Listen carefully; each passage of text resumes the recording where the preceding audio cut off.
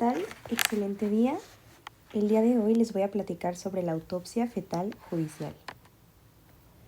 Primero que nada vamos a hacer algunas definiciones, como lo van a ser la mortalidad perinatal y la muerte fetal. La mortalidad perinatal es la suma de las muertes fetales y la de los nacidos vivos que fallecen dentro de los primeros 7 días de vida. Y la muerte fetal es la muerte que sucede antes de la completa expulsión o extracción de la madre de el producto de gestación, independientemente a cuánto haya durado la gestación. También tenemos que saber cuándo nosotros vamos a definir biopsia y cuándo vamos a definir autopsia. Biopsia se le va a llamar si tienen hasta las 13 semanas de gestación. Más allá de ello, se le va a conocer como autopsia.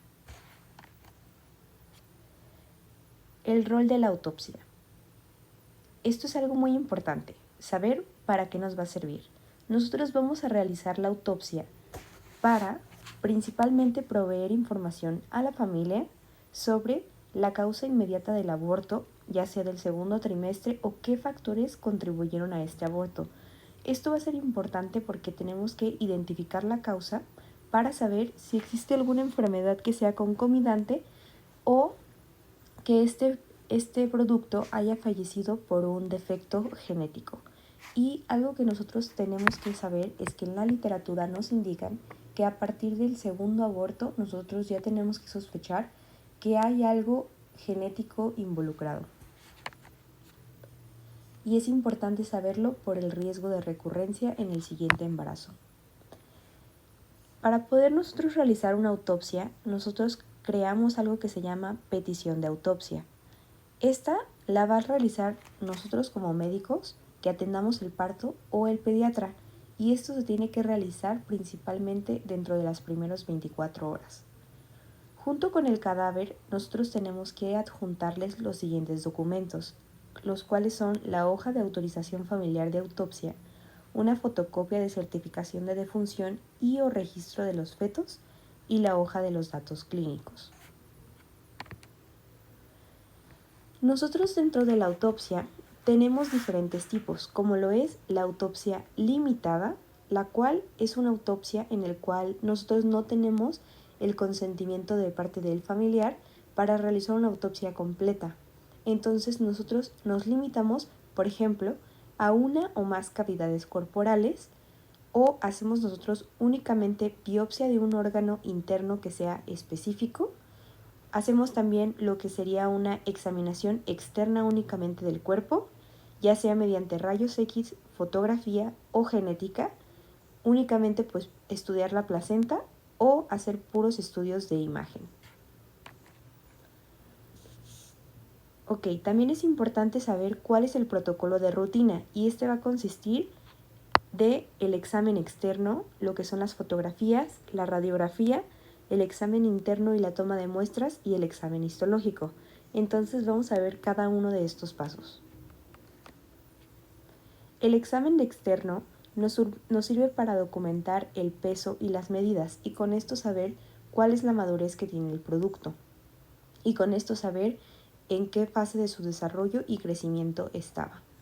Aquí nosotros vamos a tomar en cuenta lo que es la talla, la longitud vértex coxis, el perímetro craneal, el perímetro torácico y el perímetro abdominal y lo que es la longitud de la planta del pie.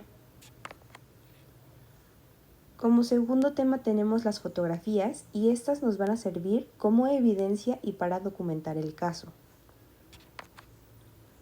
Lo siguiente que tendremos que realizar son las radiografías y estas serían para detectar anomalías óseas y para poder describir si existe un cuadro malformativo completo. Igualmente por el riesgo de recurrencia. Después tenemos lo que es el examen interno y la toma de muestras, y aquí lo utilizamos para comparar los pesos de los órganos con las tablas de normalidad según la edad gestacional. Aquí también podemos hacer el estudio de la placa de crecimiento y hematopoiesis, en los cuales consiste la unión del hueso costocondral, el cuerpo vertebral y la epífisis superior de la tibia.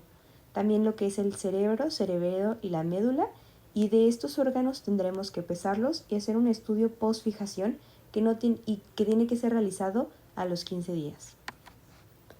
Nosotros tendremos también que hacer lo que es el examen histológico para evaluar el crecimiento y el desarrollo de los órganos.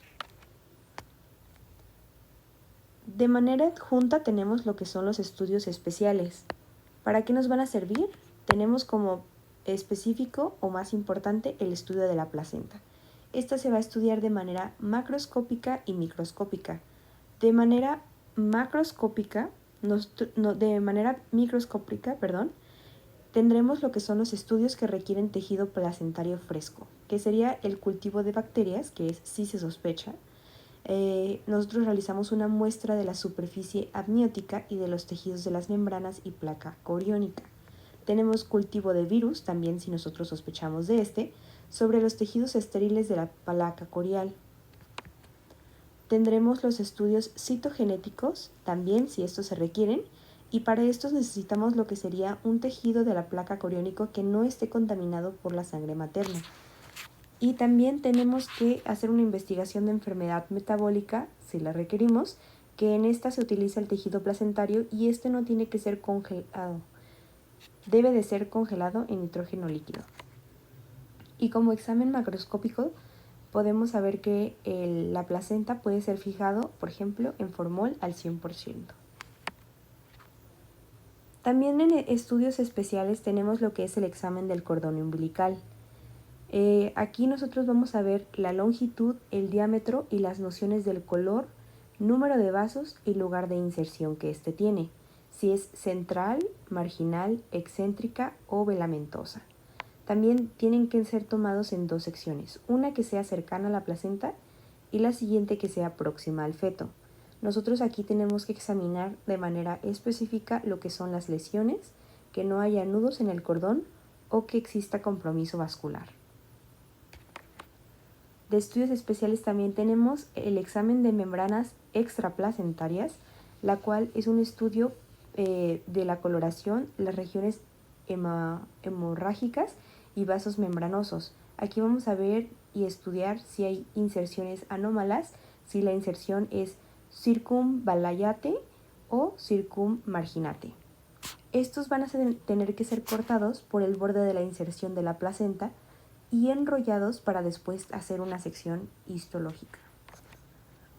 De estudios especiales también tenemos lo que es el examen de disco placentario. En este utilizamos la placenta sin el cordón y las membranas y aquí el disco lo pesamos y lo medimos. Vamos a identificar la superficie para ver el color y la opacidad de las membranas y vamos a inspeccionar en búsqueda de trombos y calcificaciones para ver si hay fibrina también subcoriónica. El color con la superficie fetal va a ser de bajo y vamos a cortar los intervalos en 1 centímetro.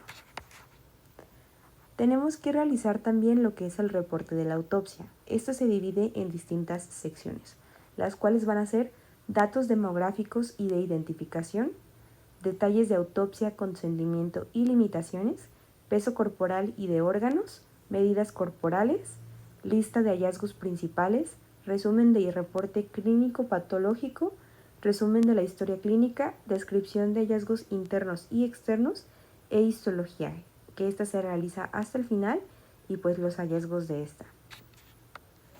¿Qué va a llevar el resumen clínico patológico? Va a llevar lo que es la valoración de la edad gestacional al momento de la muerte. En el segundo trimestre de muerte, que sea a causa de maceración. También si tenemos causas probables de aborto, malformaciones e infecciones y identificar de todo esto el riesgo de recurrencia. Por último, vamos a tener la correlación entre los diagnósticos clínicos y anatomopatológicos, los cuales se van a medir por medio de algo llamado criterios de Goldman. Los criterios de Goldman se dividen en clase 1, clase 2, clase 3, clase 4 y clase 5. El 1 es el diagnóstico correcto que hubiera posibilitado un tratamiento que pudiera haber prolongado la vida del producto o curado.